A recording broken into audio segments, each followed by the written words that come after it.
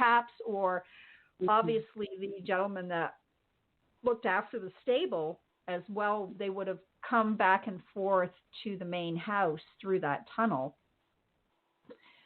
numerous times, right? A day, probably back and forth. So, and Palat himself, of course, would have frequented through there. So, I often wonder, why I hear the horse hooves down there. And I'm not the only person that's heard that.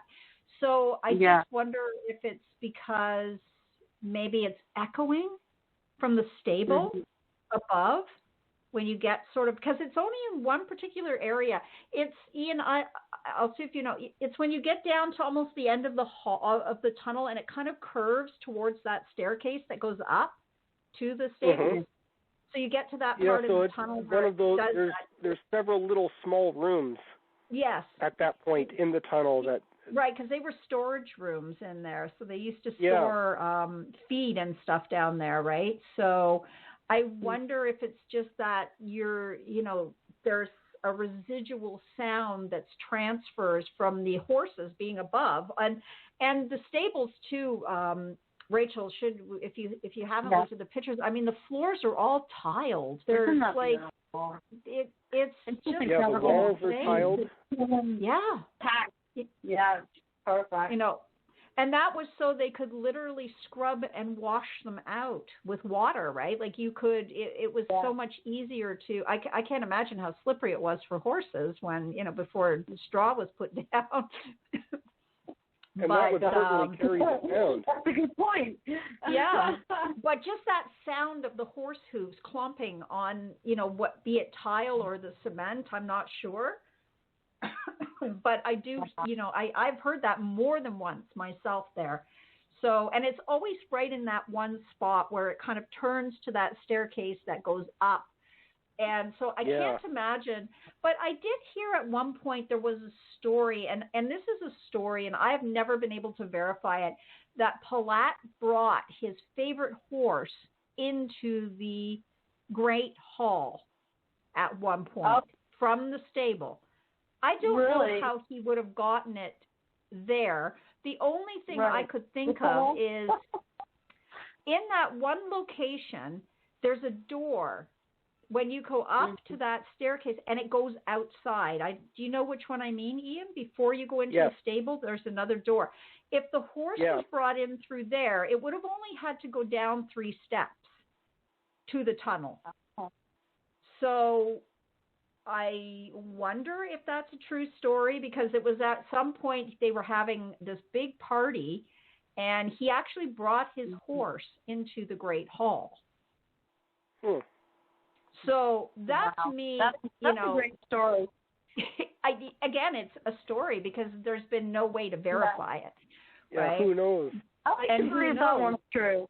But who knows? Well, yeah, because I don't know. He strikes me as being somewhat eccentric. Oh yeah, Bulls all and they have that kind of money.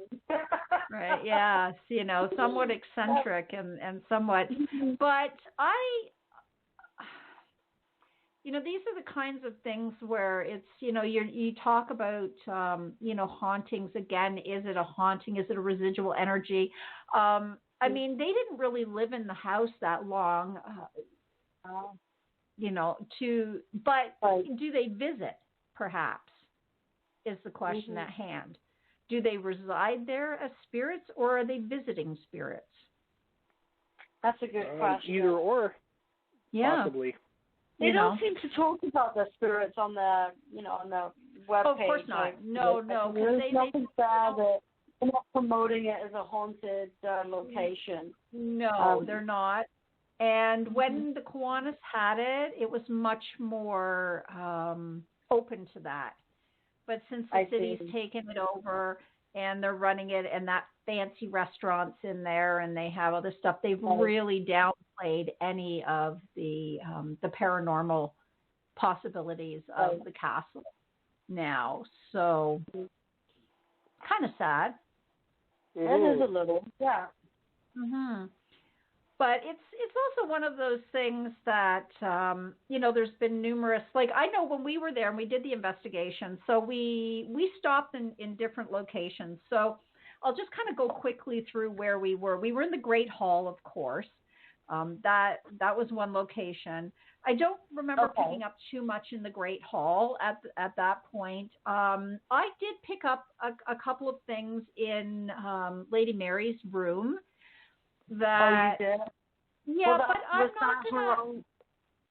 I don't know, because I don't know if it was Lady Mary or if it was a servant. Again, for me, it felt like residual energy brushed by me, or I was walking through residual energy in that space.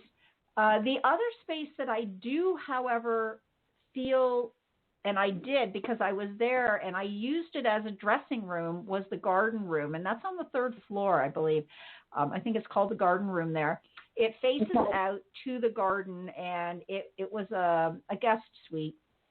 And I've used it as a dressing room when I was at the castle and had to get changed, right? So I would come in, obviously, my street clothes and then change when I got there, because I wasn't about to drive in a 40-pound Elizabethan dress to the castle.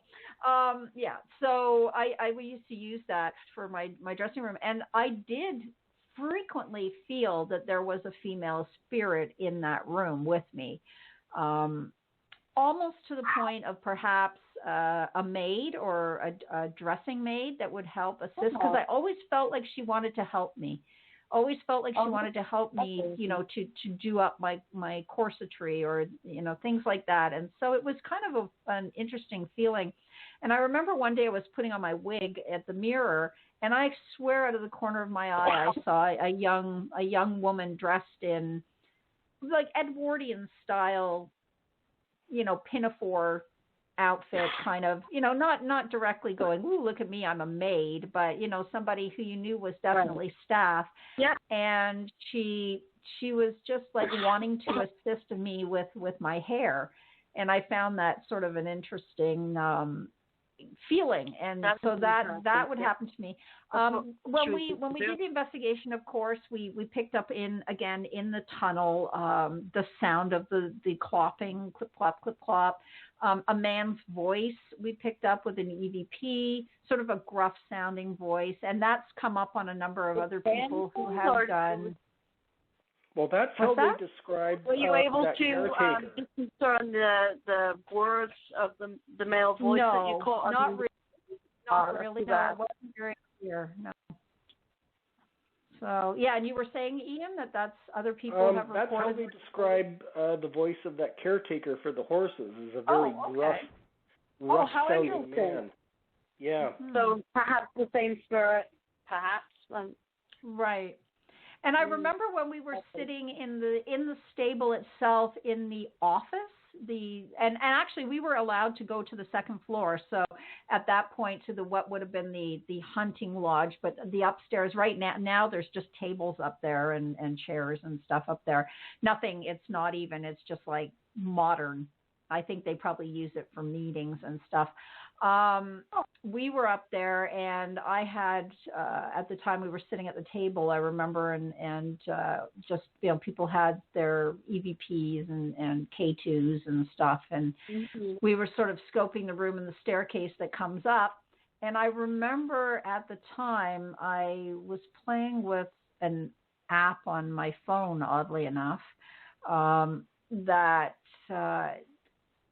picked up on something, and I can't remember exactly what it was that I was getting then on the app, but I remember at the time feeling like someone was standing right behind me. And that feeling where if you're sitting there and you're sort of focused on one thing, but there's a person behind you, like they're right there. And I could feel that. And then I remember there was a stick on the table, and I have no idea why there was a stick on the table. It was just like a stick from outside on the table. And I remember looking at it and going, well, that seems very weird in here, but maybe somebody brought it in for some reason. And then it started vibrating, like the little stick on the table. It was like bouncing, right? And I'm looking, and of course Ed's with me, and then another friend of ours was with us, and I'm looking and I'm going, do you see this? And they're like, what are you seeing? I'm like, look. And I said, is this just me? Like, am I just, imagining this? I said, or is that stick like moving? And it was moving. I mean, it was, like my other friend was like, yeah, that's kind of weird. It's like if you put your hand on the table, you can feel a vibration. But again, at the same time, because of where that location is now and the outside traffic being so close, it's one of those things that it's like, was that something because I felt someone behind me and then suddenly this vibration was happening on the table, or was it just like a vehicle had passed by outside and caused a vibration? So that we will never know. Right? Maybe it requires more investigation. I know, and I don't know if we'd ever be able to get back into that space again. But bad. I wonder if any. I wonder if any paranormal investigation groups that are actually on the television, has gone there and performed it. Oh, there's definitely like I know people that have gone there and done investigations. I know people that used to do tours in there, like ghost tours specifically. Oh, wow. Okay. And people who have done things in there over the years. And but it seems to be that most of the stories seem to be very similar in their in the results. Yeah, like Ian, right? Like with Ian and Trudy getting that, send that voice, and then Trudy's hair being touched, and those kinds of things. They seem to be very common, and I'm of the adage now, like sometimes when information gets out, I don't know what to believe anymore. Right. Yeah, I agree with you in that aspect. Everything sort of needs double analysis these days. Yeah, well, that's when I do investigating. That's why I really don't want to know any. Yeah, I don't want to know what anyone else has acquired. Yeah, absolutely. Because I don't want them planting seeds in my mind. Exactly. When I go into a location, and then I'm going to discover the same thing. Maybe I want to get my own evidence. Yes, and that's the same for me too. That's why I like going to places. So for me, when I did the investigation at Casa Loma, because I had worked there some years prior, I mean, it was probably almost 10 years prior to when I did the investigation. I just felt like I knew the castle too well to be kind of more. More, I guess what's the word I'm looking for, to be, I guess, less suspecting of things, right? So because I knew the locations and I already knew where the ghosts were supposedly seen, the spirits were moving, what rooms they were in, it was kind of hard for me doing that investigation to keep an open mind and, to leave it to my feelings and my sensations other than what I already knew. So I'm of the, I would rather be like cold turkey on a place and know nothing about it and then be told after the fact. But it was still really fantastic to be able to go into it and do the investigation. And I've gone on a couple of the tours as well, like the ghost investigation paranormal tours that go through and take people through as well. So I was able to do the paranormal investigation with a group that I was with at the time, but then I also went back later. Not even that long ago, actually. I think it was just before we moved here. So it might have been right just before the city took it over. It was certainly before that restaurant went into it and that. But that was my last time. And I don't really recall getting much of anything at that point.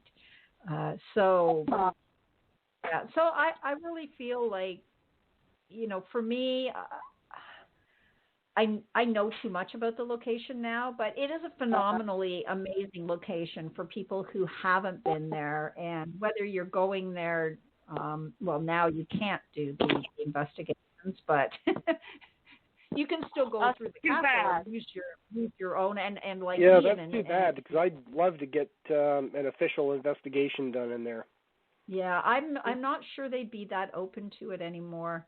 I wouldn't be holding my breath for it. No. No, because it's kind of gone from, what it used to be, which was, I don't know, I just felt it was more public friendly.